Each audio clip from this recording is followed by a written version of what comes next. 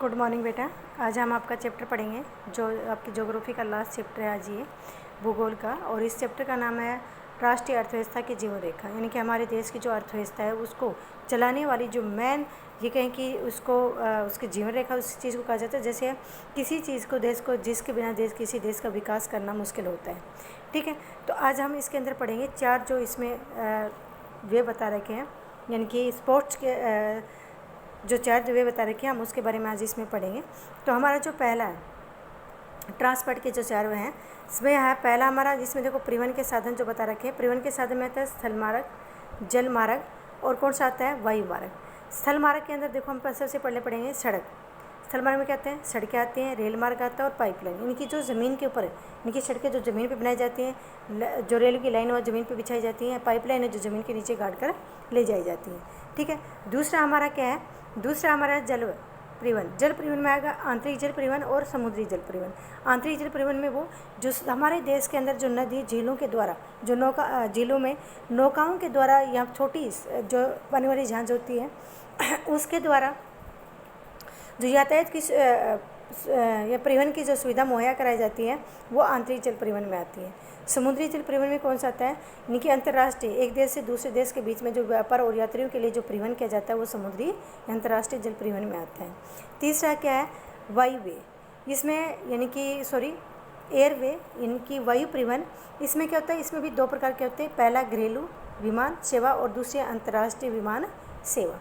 घरेलू विमान सेवा में कौन सा आता है, इनकी हमारे देश के अंदर वो सेवाएं जिसके अंदर हमारे देश के हवाई जहाज वो हवाई जहाज है जो हमारे देश के एक कोने से दूसरे कोने पर अपनी सेवाएं देते हैं।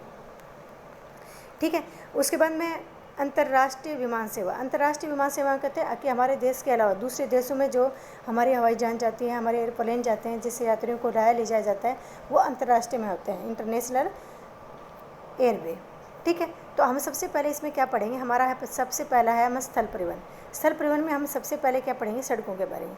सड़कों के बारे में देखो बेटा, सड़क एक ऐसा परिवहन है जो सबसे सस्ता है, सबसे सरल है, आसान है और यहाँ तक कि डोर टू डोर सेवा देता है।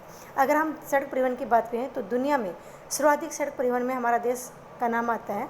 हमारे यहाँ पे लगभग जो सड़कों का जाल हुआ 54.7 लाख किलोमीटर है। भारत में सड़क परिवहन अगर हम दूसरे परिवहन की बात करें जैसे रेलवे है या वाटरवे है या फिर एयरवे है, उनकी बजाय क्या है, सड़क परिवहन ज़्यादा सस्ता और ज़्यादा सुलभ परिवहन है। इसमें सबसे पहले इसका क्या है, कारण क्या है, देखो आप रेलवे लाइन की अपेक्षा क्या होती है, सड़कों का निर्माण लागत तो क्या होती है, कम होती है। अपेक्षाकृत उबड़ खाबड़ किसी भी जगह पर इसको बनाया जा सकता है। अधिक ढाल प्रवणता यानी पहाड़ी क्षेत्रों में भी इसको आसानी से बनाया जा सकता है।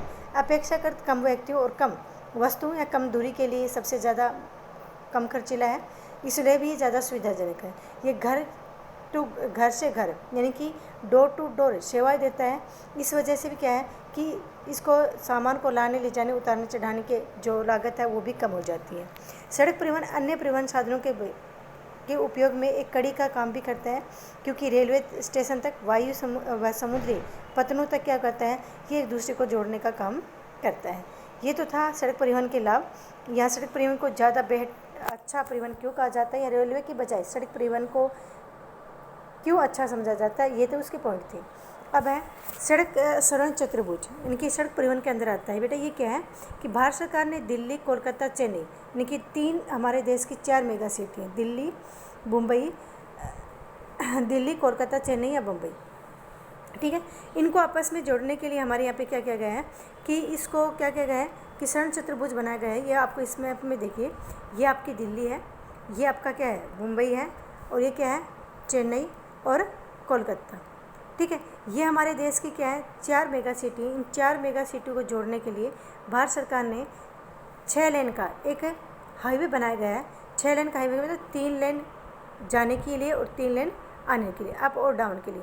इस प्रकार ये 6 लेन का हाईवे क्या करता है, इनके बीच की डिस्टेंस तो कम नहीं हो सकती, लेकिन इनके बीच में लगने वाला जो टाइम है वो कम किया जाता है। सुपर फास्ट इसमें सुविधा मुहैया करा जाती है। हर 1 किलोमीटर के ऊपर एक पब्लिक टेलीफोन तो इसके अंदर होता है। ठीक है, तो इस प्रकार से ये क्या बोला जाता है, इसको एक चतुर्भुज रेक्टेंगल की जो आकृति बन गई, इसके से क्या होता है कि अच्छी सड़क परिवहन सुविधा देने की कोशिश की गई है। इसके बाद में दूसरा क्या है कि उत्तरी पश्चिमी गलियारा उत्तरी दक्षिणी गलियारा और उत्तरी पश्चिम पूर्व पश्चिमी गलियारा। ये आप देखिए, ये है श्रीनगर, श्रीनगर से लेकर कन्याकुमारी यहाँ तक ये क्या बनाया गया है, इसी तरह से जिस तरह से श्रवण चतुर्भुज में बनाया गया इसी तरह से 6 लेन का हाईवे बनाया गया है। आगे समझ में, इसी तरह से क्या है, ये गुजरात का पोरबंदर है और गुजरात के पोरबंदर से सिलचर तक। आगे समझ में, ये बनाया गया हमारा कौन सा, पश्चिम से पूर्व गलियारा, ठीक है, पश्चिम पूर्वी गलियारा, उत्तर दक्षिणी गलियारा, 6 लेन के गलियारे हैं ये। और इसी में भी क्या होता है, सुपर फास्ट हाईवे बनाए गए हैं जिससे कि इनमें दूरी, इतनी दूरी में लगने वाले समय के कम किया जा सके। आगे समझ में, तो हमारे यहाँ पे जो अच्छा परिवहन सुविधा देने के लिए 2 प्रकार की व्यवस्था की गई है, एक स्वर्ण चतुर्भुज और दूसरा कौन सा गया है, उत्तर दक्षिणी गलियारा और पूर्व पश्चिमी गलियारा। आगे समझ में, इसकी देखरेख सेंट्रल सरकार गवर्नमेंट करती है और इसके जो है इस जो मेगा सिटी को जोड़ने के लिए काम किया है और राष्ट्रीय राजमार्ग के अंदर इसको रखा गया है, नेशनल हाईवे के अंदर। अगला हमारा क्या है, नेशनल राष्ट्रीय राजमार्ग, नेशनल हाईवे। राष्ट्रीय राजमार्ग में क्या होता है, इसमें देखो आप, इसका जो काम करने का, इसका रख रखाव करना है, सड़कें बनवाना है, ये सारे इसमें जो नेशनल हाईवे होते हैं इसका काम CPWD करता है, यानी कि केंद्र सरकार के अधीन ही काम आता है।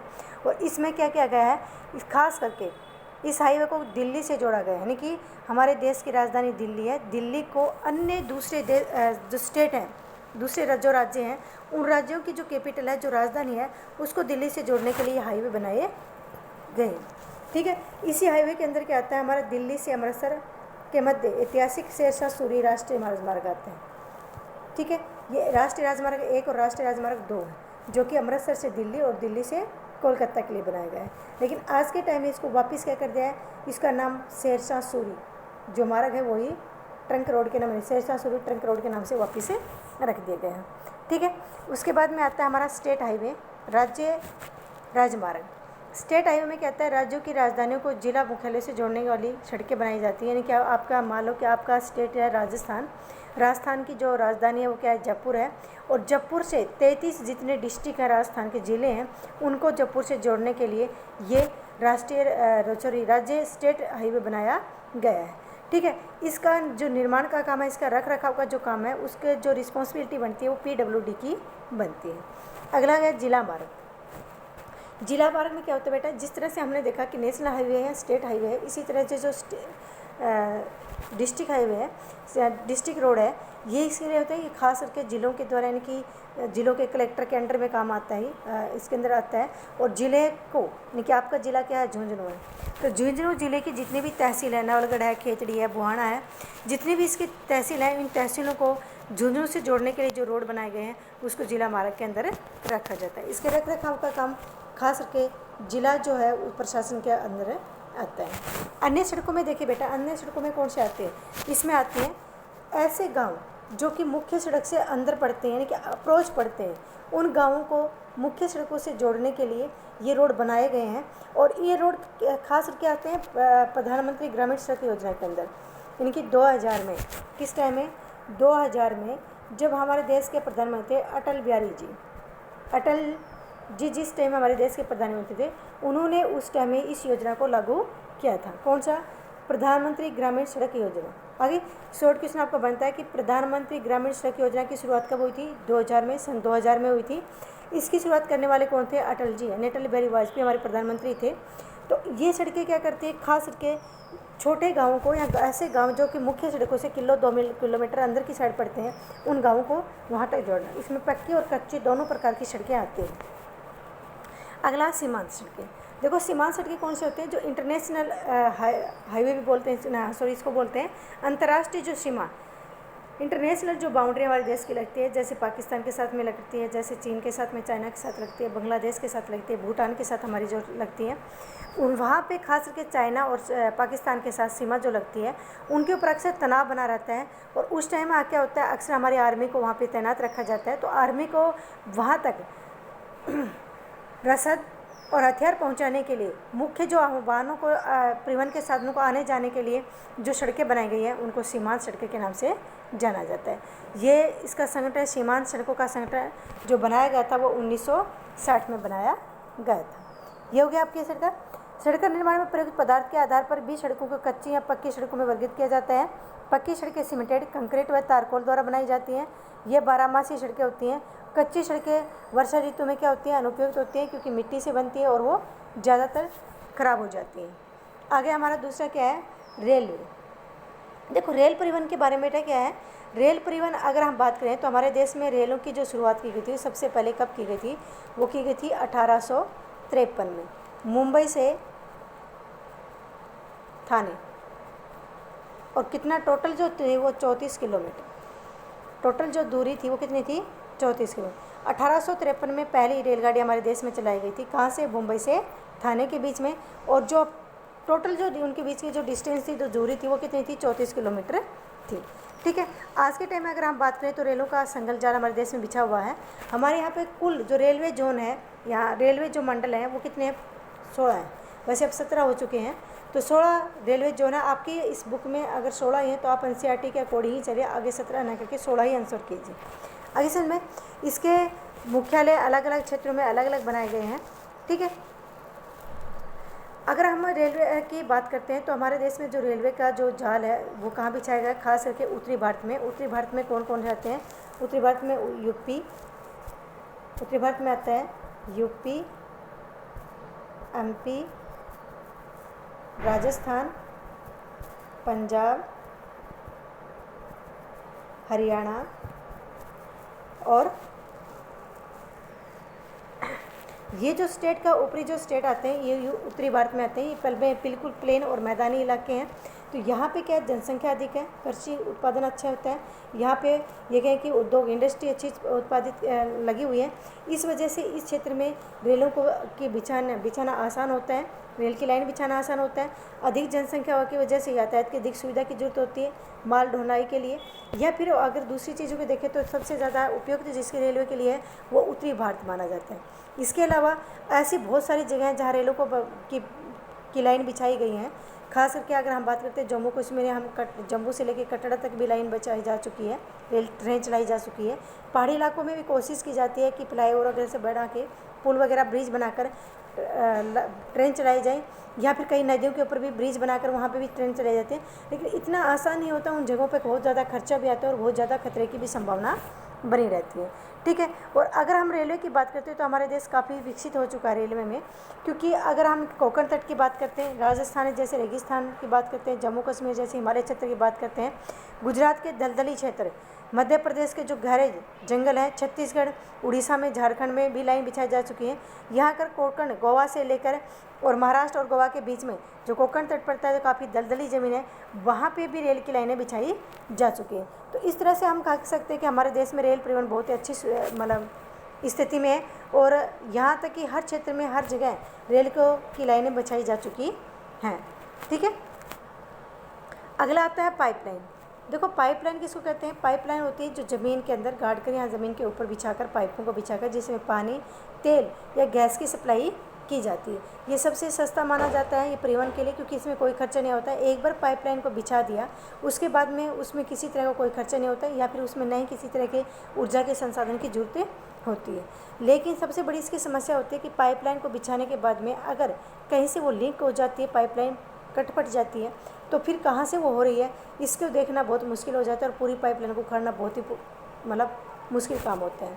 इसके अलावा अगर जहाँ से जंगलों से होकर अगर ये कहें कि पाइपलाइन गुजर रही है, सुनसान जगहों से अगर पाइपलाइन गुजर रही है, तो वहाँ पे कुछ ऐसे सामाजिक तत्व होते हैं, कुछ ऐसे अपराधी प्रवृत्ति के लोग होते हैं जो पाइपलाइन को काट कर उसमें से गैस या पेट्रोल डीजल की चोरी करने की कोशिश करते हैं, और ऐसे करने से भारत में इनके हमारे देश को बहुत बड़ा नुकसान हो सकता है।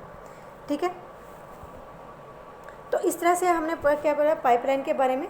अब देखिए आप पाइपलाइन के जो है परिवहन है वो जो देश में कहाँ पे क्या बिछाया गया है। अगर सबसे पहले हम बात करते हैं ऊपरी असम तेल क्षेत्र में गुवाहाटी, बरौनी व इलाहाबाद के रास्ते कानपुर, उत्तर प्रदेश तक इसकी एक शाखा बरौनी से राजबंद होकर हल्दिया तक है। दूसरी राजबंद से मोरीग्राम तथा एक गुवाहाटी से सिलीगुड़ी तक बना हुआ है। दूसरा है गुजरात में सलाया से वीरगाम, मथुरा, दिल्ली व सोनीपत के रास्ते पंजाब जालंधर तक इसकी एक वन्य शाखा जो वडोदरा तक कोयली चक्सू तक जाती है। देखो पहले मैं आपको बताऊँ, पहली जो पाइपलाइन असम से शुरुआत होती है, गुवाहाटी असम में है, बरौनी ये भी असम में है, इलाहाबाद उत्तर प्रदेश में, कानपुर उत्तर प्रदेश में, यानी कि और ये क्या है, इस तरह से ये पाइपलाइन पूरी बिछाई गई। गुजरात में सलाया से विरमगाम, मथुरा, दिल्ली व सोनीपत के रास्ते, पंजाब में जालंधर तक इसकी अन्य शाखा बड़ौदा के निकट कोयली को चक्सू अन्य स्थानों से जोड़ती है। इसके बाद में देखिए आप पाइपलाइन, हमारी जो तीसरी पाइपलाइन है जो सबसे महत्वपूर्ण पाइपलाइन मानी जाती है, और इसकी जो कुल दूरी है वो कितनी है, 1750 यानी कि 1750 किलोमीटर इसकी दूरी है। ये गैस पाइपलाइन गुजरात के हजीरा से उत्तर प्रदेश में जगदीशपुर से मिलती है। ये मध्य प्रदेश के विजयनगर के रास्ते होकर जाती है। इसकी शाखा राजस्थान में कोटा तथा उत्तर प्रदेश के शाहजहाँपुर, बबराला व अन्य स्थानों तक जाती है। कि बबराला कहाँ पड़ता है, पंजाब में पड़ता है। ये राजस्थान, पंजाब, उत्तर प्रदेश, गुजरात और मध्य प्रदेश, यानी कि इस तरह से 4-5 स्टेट को कवर करके ये इसका कुल आपको लंबाई मैंने बताई 1750 किलोमीटर इसकी कुल लंबाई है। तो आज हमने कितना पढ़ा, आपके इस चैप्टर में हमने पढ़ा सड़क, स्थल परिवहन, जल परिवहन। स्थल परिवहन में हमने तीनों पढ़ी, कौन सी, रोडवे, रेलवे और क्या है, पाइपलाइन। ठीक है, इस तरह से आप इसका यहाँ तक आपने प्लीज़ के शॉर्ट क्वेश्चन कीजिए। अगला जो हमारा परिवहन का साधन बचेगा जल परिवहन, वो हम करेंगे नेक्स्ट वीडियो में। ठीक है बेटा, ओके।